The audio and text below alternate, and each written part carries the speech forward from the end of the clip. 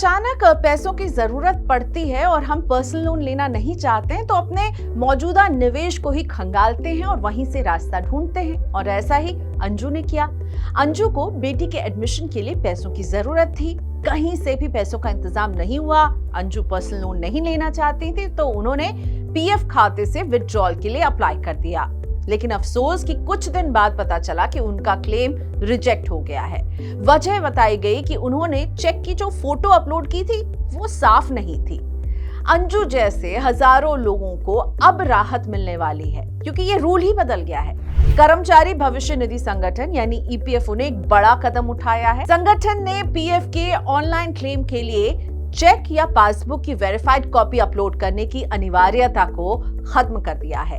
EPFO के इस फैसले से क्लेम की प्रक्रिया में तेजी आने की उम्मीद है और पीएफ का पैसा जल्द बैंक खातों में ट्रांसफर हो जाएगा।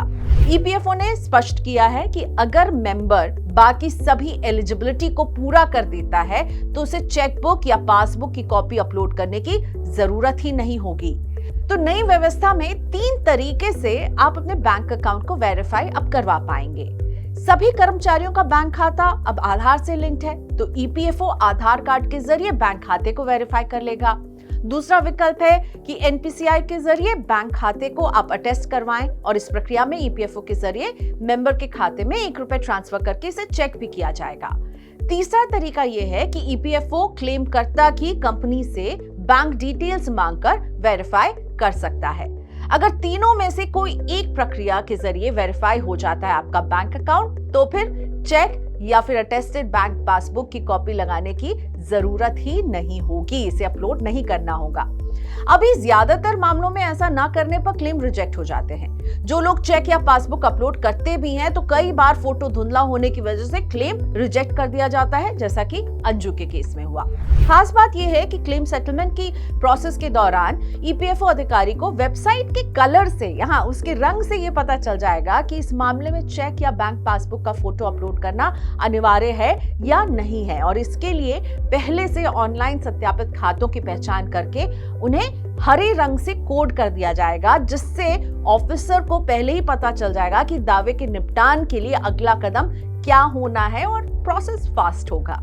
यदि खाता वेरीफाई नहीं होगा तो उस अकाउंट में आपको लाल रंग का कोड नजर आएगा। ऐसे मामलों में चेक या पासबुक की कॉपी अपलोड आपको करनी होगी। इसके अलावा ईपीएफओ से एक और राहत की खबर। प्रोसेस को आसान बनाने के लिए ईपीएफओ ने एक और राहत की खबर दी है अपने 7 करोड़ से ज्यादा मेंबर्स को। एक नया सॉफ्टवेयर लेकर आई है ईपीएफओ और इस सॉफ्टवेयर की मदद से मेंबर्स अपने नाम, डेट ऑफ बर्थ, पता, मैरिटल स्टेटस, नेशनैलिटी, आधार जैसी जानकारी को घर बैठे ही अपडेट कर पाएंगे। नई सुविधा शुरू होने से सदस्यों को सेल्फ क्लेम सेटलमेंट, पीएफ खाते का सेल्फ ट्रांसफर, ई नॉमिनेशन के लिए ईपीएफओ कार्यालय के चक्कर नहीं काटने पड़ेंगे। हालांकि इन डिटेल्स को वेरीफाई करने के लिए मेंबर्स को निर्धारित दस्तावेज जरूर अपलोड करने होंगे। तो अपने मेंबर्स के लिए सुविधा बढ़ाने के लिए ईपीएफओ लगातार कदम उठा रहा है और अंजू जैसी प्रॉब्लम आपको ना हो इसीलिए क्लेम करते वक्त सावधानी बरतें। अगर कोई डॉक्यूमेंट अपलोड करना है तो वो साफ होना चाहिए और केवाईसी को हमेशा अपडेटेड रखें।